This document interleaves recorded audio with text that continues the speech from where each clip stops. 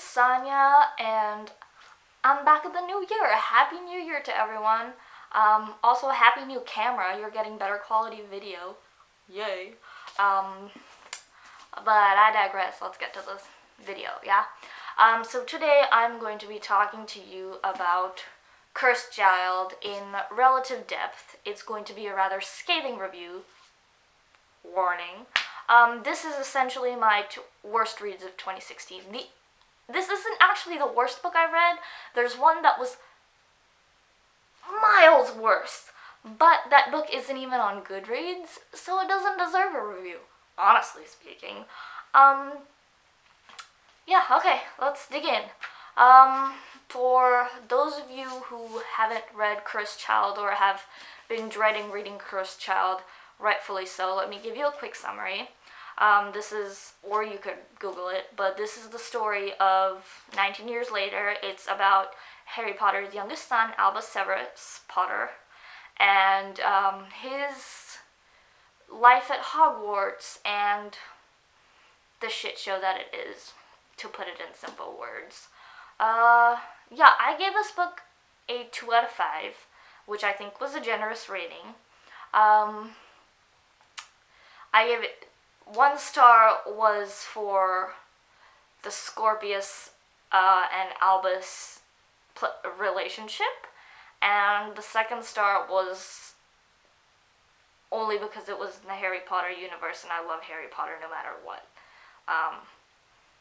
And I think that's too generous of a rating for how terrible I thought this book was. I don't even give this. It doesn't feel like a J.K. Rowling book. Like, you look at the cover and her name is massive, but at the back, in the credits, it says the playwright was Jack Thorne, and makes sense because the writing does not feel like anything J.K. Rowling would ever write. The dialogue is not in her writing style. It's just off, and I think that threw off a lot of how the characters' natural chemistry would have worked. Even if the storyline was written by her, it was only 1/3 her, if at all. And I don't know what's worse, her contributing to how terrible this is, or the fact that she let others write this terrible writing. But I'm not blaming her. I'm just going to crap on this book a lot. Okay. Let's dig into characters. Harry was just off from the very get-go.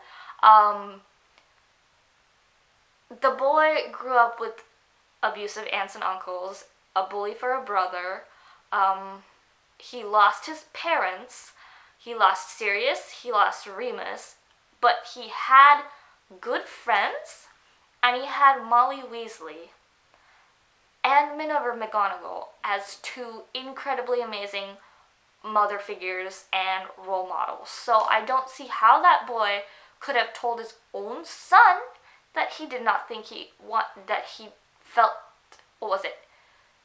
Sometimes I feel like I don't want you, or something vaguely along those lines. That's just incredibly insulting to Harry's character.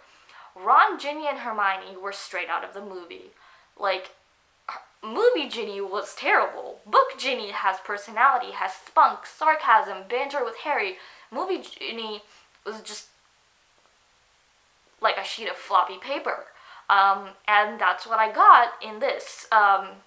When Harry said those terrible, terrible things, Ginny did absolutely nothing to fight back. Even when Harry was being incredibly disrespectful, Ginny did absolutely nothing, and that's just terrible. Ron again became a laughingstock like he did in the movies. He was not Ron in the books is strong, impulsive, and magic comes naturally to him. In this, he just felt dumb and like a bumbling oaf, which is why. And Hermione was like this porcelain doll, like no flaws whatsoever. Hermione is Muggle-born and has her flaws in the fact that she still has difficulty with realizing that magic is a tool that comes naturally to her. And obviously, yes, 19 years would get her to that point, but not to the refined, polished ways that it seemingly happens to be in this book. And a lot of the characters were just wrong. Two good characters were Malfoy, both the Malfoys. Draco Malfoy, I feel like, finally got his redemption arc. He was definitely a little bit of a dick, but he improved. There's clear show and effort on his part to leave behind the bad things that he did, his father's ways, and Scorpius Malfoy was an incredibly rounded and sweet character. I thought a bit of a caricature, but an incredibly good one. Like a good person, and I just loved him. He was a cute kid, he had personality, he was rounded. Furthermore, I loved his relationship with Albus. I am completely okay with it being a platonic relationship. I feel like this is a good example of guy friendships that do not reinforce hypermasculine tropes, but also, like, you gotta admit, it could have worked as a gay couple too. Like, honestly, that would have been nice to see too. Them being, like, them having a thing for each other would have, like, I don't see why that wasn't done. But, I mean, I guess them being friends is fine too. What I did not like was that Rose Weasley, the poor girl, had like 4 lines in the entirety of this book. And, Scorpius's weird crush on her had no precedent and no end, and it was just sad to see him pining after her. Furthermore, when a girl tells a guy or another girl or anyone pursuing her to stop, if a girl tells someone to stop, you stop. I'm sorry, it's not cute and adorable to pursue someone who tells you not to pursue them. That was just wrong. And then the Albus and Delphi relationship was just weird and predatory, and I don't know if it was a critique on creepy older people preying on younger people and just reinforcing the enemy evil trope or whatever in her or not. I don't want to dissect that. It weirds me out. I just felt it was off. If it was trying to prove something, it did it very tastelessly. No. Okay, moving on to a little, this is just gonna be a rant. Harry insulting Minerva McGonagall. That would never happen. Ever. Do you remember that scene in the book, where Harry jumps in and uses the Cruciatus Curse on one of the Carrows and to defend Minerva McGonagall? Like, that boy respected the hell out of McGonagall, if not loved her like a mother or aunt or godmother or something. He would never use any kind of disrespectful tone. Like, the only thing in character in any of his interactions with McGonagall was when McGonagall clapped back at them for being arrogant and pig-headed and stupid. Like, that was the only in-character thing for McGonagall to do. She might be old, but I don't think she's wishy-washy. I don't think she loses her spunk and her sternness. Like, what happened? Out the window, honestly. And why on earth would you mess with Cedric Diggory's death? Like, we get it, he's not a spare. Voldemort came back. He came back. Like, clearly his death had a massive impact.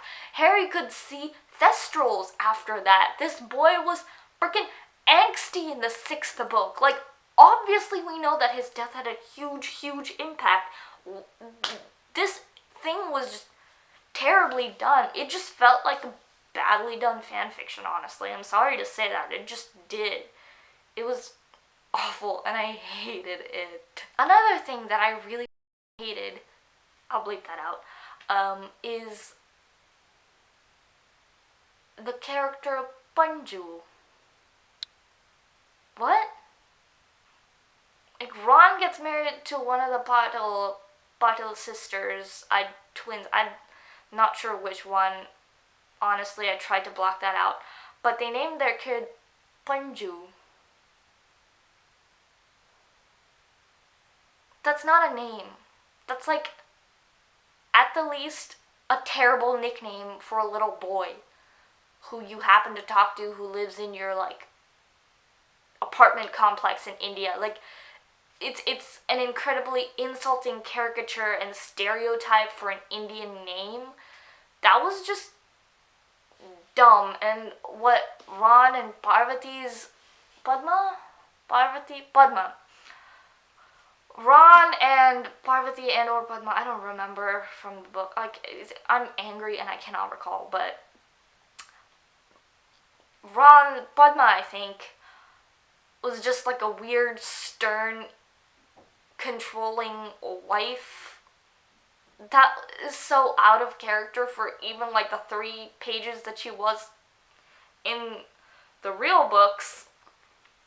It was, that entire thing was just incredibly insulting, and I did not appreciate it. Just,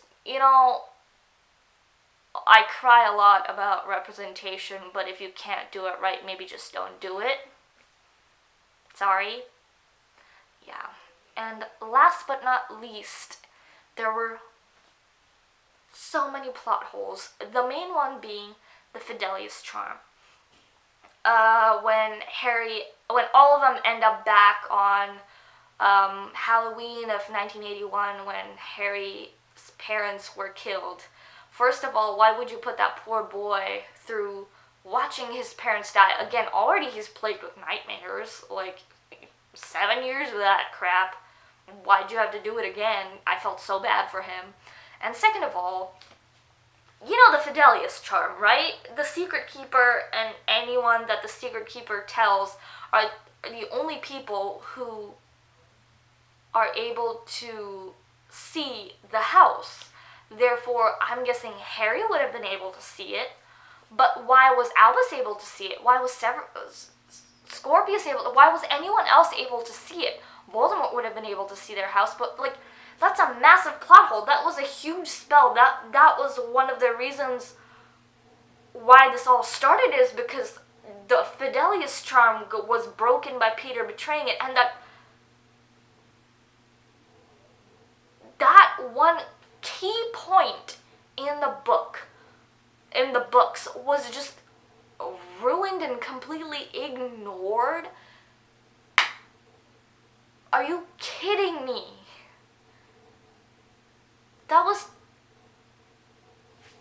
It's like these other 2 guys just did not read the 7 books and did not look into how the Fidelius charm worked. There were that and so many other little things were dropped and overlooked and switched out for other things. It's like, no, you don't do that to a beloved series. You just don't.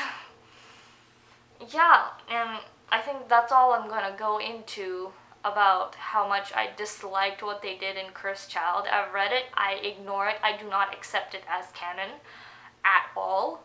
I refuse. It is awful. 0 out of 0 would recommend. If you sat through this video and still haven't read the book, don't bother. You're good the way it is. It's bad. Okay. Quick. Yeah, that's it. Oh, that's all I have for you in this sad, sad video. I'll be posting more videos upcoming. My goal for this year is to do 1 to 2 videos per week, so keep a lookout. In at least this following week, I'm gonna have more to try and catch up for this first week of January that I haven't uploaded. But yeah, I'll see you in my next video. Bye!